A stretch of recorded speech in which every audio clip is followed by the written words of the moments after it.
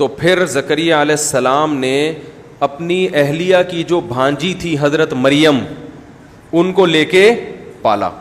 حضرت عمران کی جو زوجہ تھیں، حضرت عمران کی جو زوجہ وہ حضرت زکریا علیہ السلام کی اہلیہ کی بہن تھیں.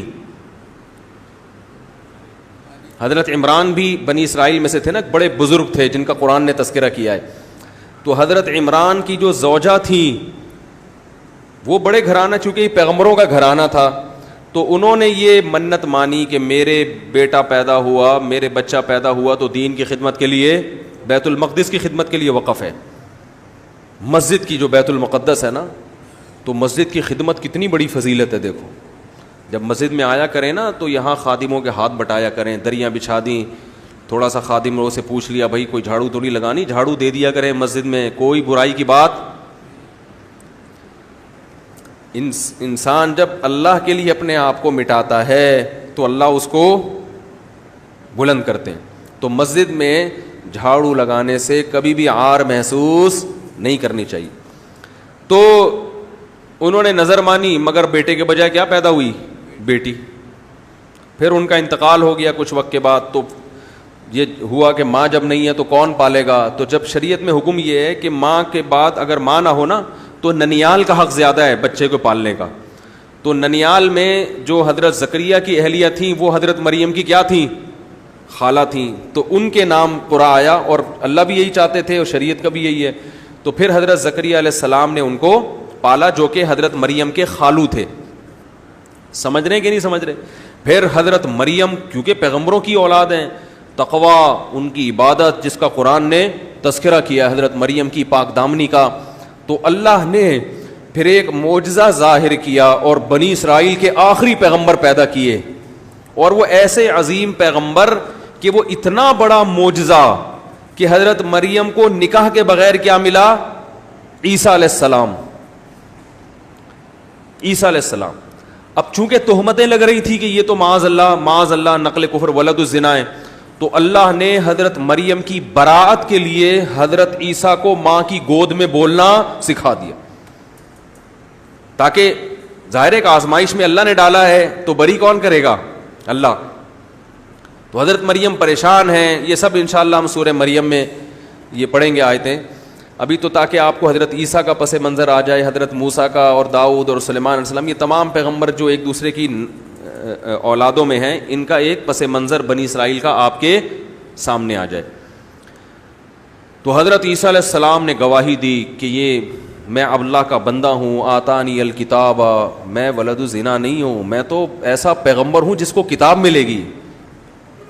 پیغمبروں میں وہ پیغمبر جن کو باقاعدہ کتاب ملی ہے ان کا درجہ دوسروں سے زیادہ ہے. اور اس میں اشارہ بھی کر دیا کہ میں قرب قیامت میں نازل بھی ہوں گا. تو پھر بہت سے لوگ ایمان لے آئے. پھر حضرت عیسیٰ کے ہاتھ پہ معجزے ظاہر ہوئے، بہت سارے معجزے. کہا جاتا ہے کہ جتنے معجزے حضرت عیسیٰ علیہ السلام کو ملے ہیں اتنے کسی اور کو نہیں ملے. مردے زندہ ہو رہے ہیں، ٹھیک ہے نا. قم باذن اللہ مردے کو کہتے تھے، وہ اٹھ کے بیٹھ جاتا. وہ قاتل کا پتہ بتا دیتا تھا، یہ ہے، اس نے مجھے قتل کیا ہے، تو بندہ پکڑا گیا. ٹھیک ہے نا. تو حضرت عیسیٰ علیہ السلام کے ساتھ بھی جب یہودیوں نے ناانصافی کی، وہ بنی اسرائیل کے پیغمبر تھے، تو جو ایمان لانے والے تھے ان کو عیسائی کہا جانے لگا. ان میں کچھ بنی اسرائیل، بہت سے بنی اسرائیل کے بھی تھے، لیکن یہودیوں کی اکثریت آپ پر ایمان نہیں لائی.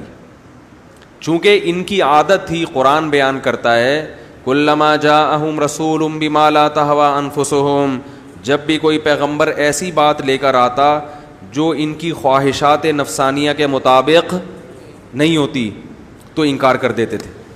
ہمیشہ پیغمبر کی زبان سے جب کوئی کلام ہوگا تو پھول جھڑ رہے ہوں گے، ہمیشہ پھول جھڑ رہے ہوں گے. ایسا پیارا کلام ہوگا، اس میں ترغیب ہوگی رشتہ داری جوڑنے کی، صدقات و خیرات کی، اور بہت سارے جو پیغمبروں کی تعلیمات ہیں جن کو قرآن بھی بیان کرتا ہے اور کتابوں میں بھی نقل ہوتی چلی آ رہی ہیں.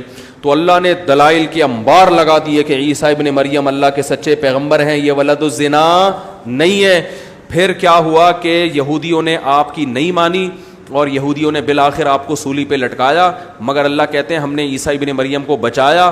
حضرت عیسیٰ کی مریم کی شکل کا آدمی لٹکا دیا گیا اور ہم نے حضرت عیسیٰ کو آسمانوں پہ اٹھا لیا. بالکل دو ٹوک الفاظ میں قرآن نے بیان کیا. اور قرب قیامت میں حدیث میں آتا ہے کہ حضرت عیسیٰ دنیا میں نازل ہوں گے. پھر عیسائی مذہب برحق تھا، وہ حضرت عیسیٰ کو فالو کرتے تھے اور قرآن نے ان کی بڑی تعریفیں کی ہیں کہ انہوں نے حضرت عیسیٰ علیہ السلام کے لیے قربانیاں دیں، ان کے مذہب کی تبلیغ کی، بہت دنیا میں پھیلے. مگر عیسائیوں میں آہستہ آہستہ شیطان نے شرک پیدا کرنا، بولو بھائی، شروع. وہ شرک کہاں سے آیا؟ بت پرستی تو نہیں آ سکتی تھی کیونکہ حضرت عیسیٰ نے اور تمام پیغمبروں نے بت پرستی کی نفی کی، تو حضرت عیسیٰ کو فالو کرنے والے بتوں کی عبادت نہیں.